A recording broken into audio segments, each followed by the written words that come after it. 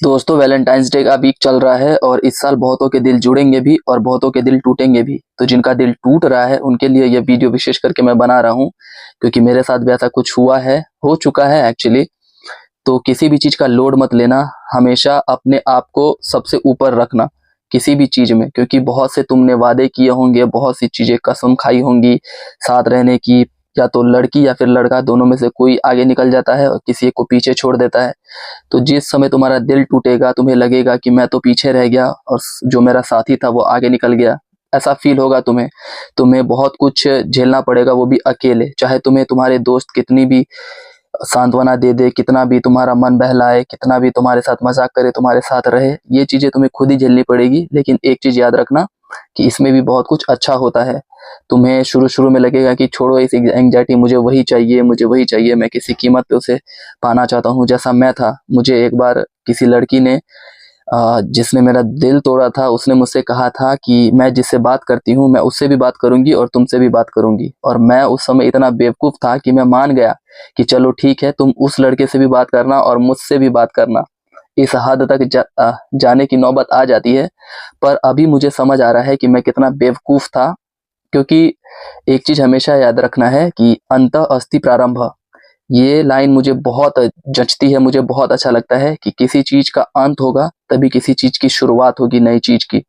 तो अगर तुम्हें ऐसा लगेगा कि सब कुछ खत्म हो गया है, तो याद रखना कि परमेश्वर ने कुछ अच्छा ही लिखा होगा तुम्हारे लिए, इसीलिए पुराना खत्म हो और नए की किसी नई चीज़ की शुरुआत होगी। क्या पता उस चीज़ की वजह से तुम्हारे लाइफ की कोई आशीष रुकी हुई थी और वो चीज़ अब तुम्हारी लाइफ से गया, तो वो आशीष भी परमेश्वर की ओर से आएगी। याद रखना, कभी भी किसी नशे का सहारा मत लेना इन सभी चीज़ों से निकलने के लिए। अपनी फैमिली वालों के पास बैठना। मैं आपको सबसे सही बात बता रहा हूँ, जब मेरा दिल टूटा था और मुझे किसी चीज़ का मन नहीं लगता था, किसी चीज़ में मन नहीं लगता था, मैंने काम वाम कई हफ्तों तक छोड़ दिया था। और मैं छत पे जाता था तो किसी को लेके जाता था, क्योंकि मेरे अंदर जो डिप्रेशन जो भरा हुआ था, जो एंग्जाइटी भरी हुई थी, जो उसकी मेमोरीज भरी हुई थी, उसकी वजह से मुझे लगता था कि कुछ भी हो मैं बस कूद जाऊं इस छत से, कि मेरे अंदर जो दर्द है वो दर्द खत्म हो। क्योंकि वो दर्द चोट के दर्द जैसा नहीं होता। आपको समझ ही नहीं आएगा कि मैं ऐसा क्या करूं, बेचैन रहोगे, वही एंग्जाइटी वगैरह, डिप्रेशन वगैरह रहेगा। मन करेगा किसी कोने में जाके बैठे रहो, चुपचाप रहो, रोते रहो या कुछ भी करो, बस ये दर्द खत्म होना चाहिए। मैं छत पे भी अपने दोस्तों को लेके जाता था या अपने भाई को लेके जाता था कि चल मेरे साथ, कहीं मैं उल्टा सीधा हरकत ना कर बैठूं वहां पे जाके। तो इसमें सबसे पता है दोस्तों, सबसे जो मुझे अच्छा लगा वो था कि अपने फैमिली के साथ रहो। जब मेरी मॉम आती थी और मैं अपनी मॉम से बात करता था, मैं अपनी माँ से, मैं आपको सच बता रहा हूँ, उस दौरान जितने टाइम वो मेरे साथ रहती थी, मतलब मुझे किसी चीज़ की चिंता नहीं होती थी। और कोई भी डिप्रेशन क्या होता है, एंग्जाइटी क्या होता है, मुझे कुछ नहीं दिखता था कि हाँ मैं डिप्रेशन में, एंग्जाइटी में हूँ। उस टाइम मुझे ऐसा लगता था कि अरे कुछ नहीं है, मेरी लाइफ में सब अच्छा चल रहा है। तो हमेशा अपनी फैमिली के पास, अपने माँ के पास, अपने पिता पापा के पास, अपनी बहन भाई के पास बैठो, बातें करो, बहुत अच्छा लगेगा। इन सब चीज़ों से बहुत अच्छा, मुझे बहुत आसानी हुई इन सब चीज़ों से निकलने में, इन्हीं चीज़ का सहारा लेके।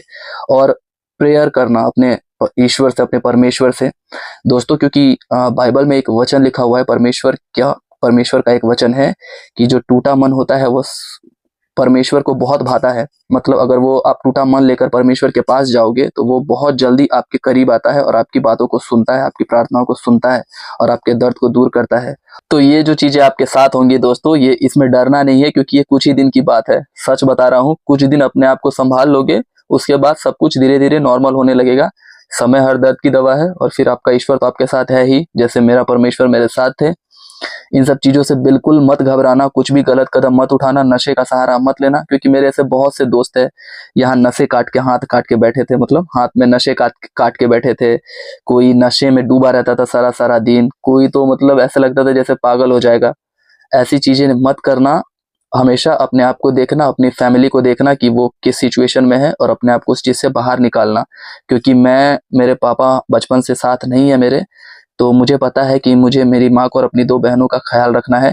तो मैं तो उन सब चीज़ों को सोच सोच के खुद को बचा रहा था। तो आप भी कोई कारण ढूंढिएगा जीने का, अपनी लाइफस्टाइल को बदलने का और आगे बढ़ने का। एक लड़की को या किसी एक लड़के की वजह से अपनी लाइफ को इस तरह से बर्बाद मत कीजिएगा। और ये बात हमेशा याद रखना और गांठ बांध के रखना, खुद को बदलना है आपको, उसके बाद तभी आप एक गोल सेट करना कि हाँ मुझे क्या करना है लाइफ में। मैंने गोल सेट किया था कि अपने आप को बेहतर दिखूंगा, मतलब मैं बहुत पतला और थोड़ा सा अपने खाना पीना ठीक से नहीं खाता था, तो पतले होने की वजह से एक तो पतला दुबला दिखता था और ऊपर से स्किन डार्क था, उसकी वजह से और अजीब दिखता था मैं।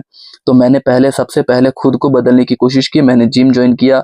मुझे भूख नहीं लगती थी, जबरदस्ती मैं खाता था। खा खा के मैंने मतलब जिम जाके मेहनत करके 6-7 महीने में मैंने खुद को इतना बदल लिया कि मतलब कोई मेरे खुद के रिश्तेदार मुझे ठीक से पहचानते नहीं थे कि अरे कुछ ही दिन पहले, कुछ ही महीनों पहले तू कैसा था और अब तू कैसा हो गया है, मतलब अच्छा लग रहा है तू। और इसी वजह से वो लड़की जो मुझसे अलग हुई थी वो फिर मेरी लाइफ में आ गई। फिर उसने मुझसे बात करना शुरू किया और मैं बेवकूफ, मैंने बात करना शुरू भी कर दिया उससे। मैंने भी